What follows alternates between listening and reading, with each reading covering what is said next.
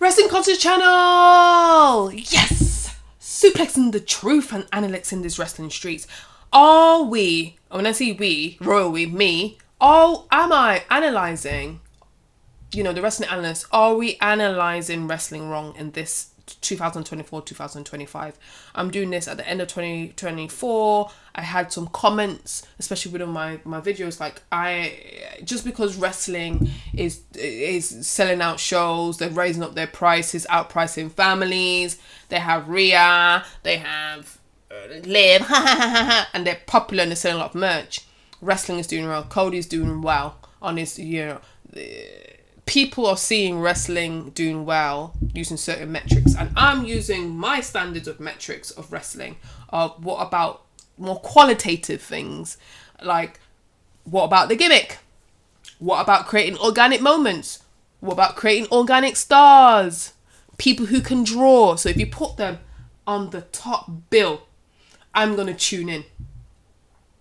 If you put in Damien Priest versus Finn Balor as the main event of the PLE, are you going to tune in? Be honest. Now, if you put Roman Reigns versus CM Punk, are you going to tune in?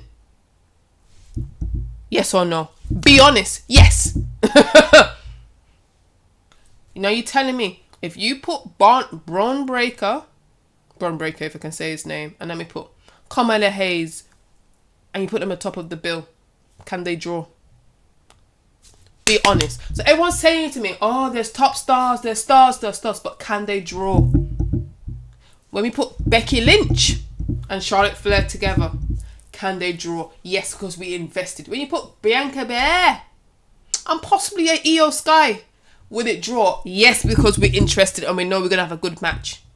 Liv Morgan and Nia Jax, are we interested?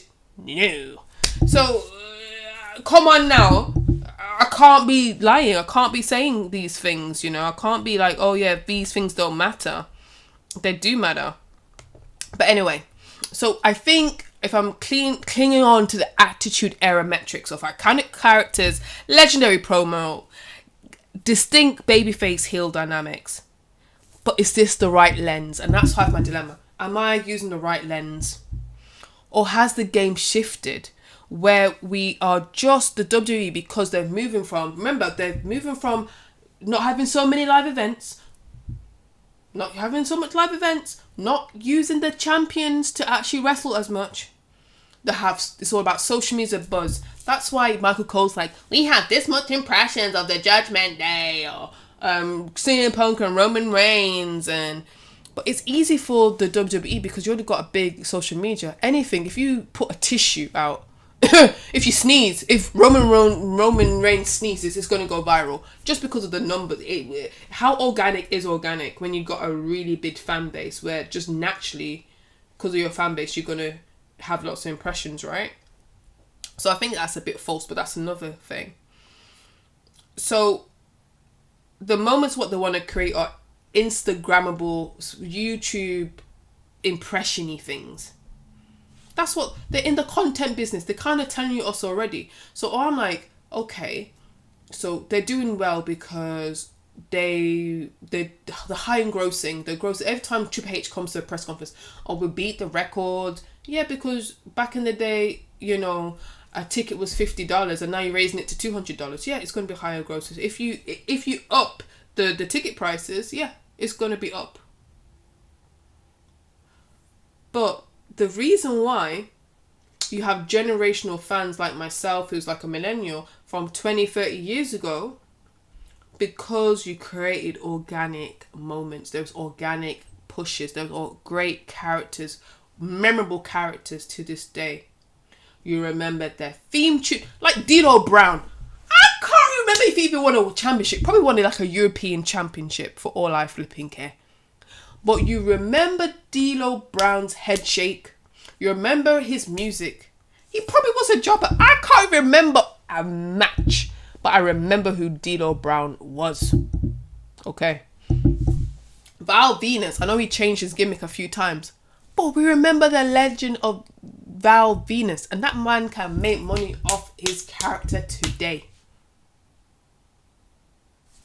I lie. Am I lying?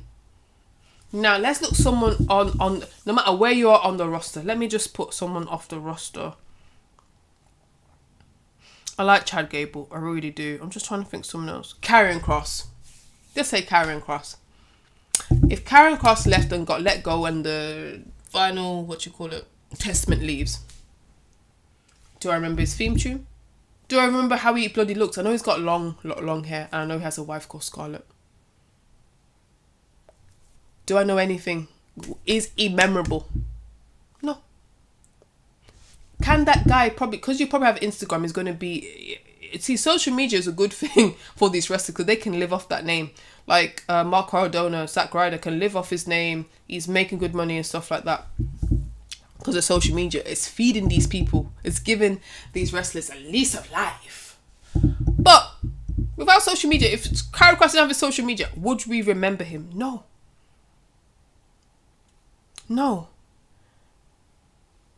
So, when we wrestling pundits, well, not me, I've seen myself as an analyst, analysing wrestling, be objectively, I could be like, well, they did good with their social media, qualitatively, they have X amount impressions, they have done good with merch, they do get a loud, cheap pop from time to time, but would I remember? No. WWE is eating a dirty McDonald's burger, and afterwards you just have a taste of regret sometimes, especially in the last 4 or 5 months. I tell you that. So it's weird, like people say things are successful, but what is the metrics? Let me know in the comments what you're thinking. Wrestling Conscience over and out.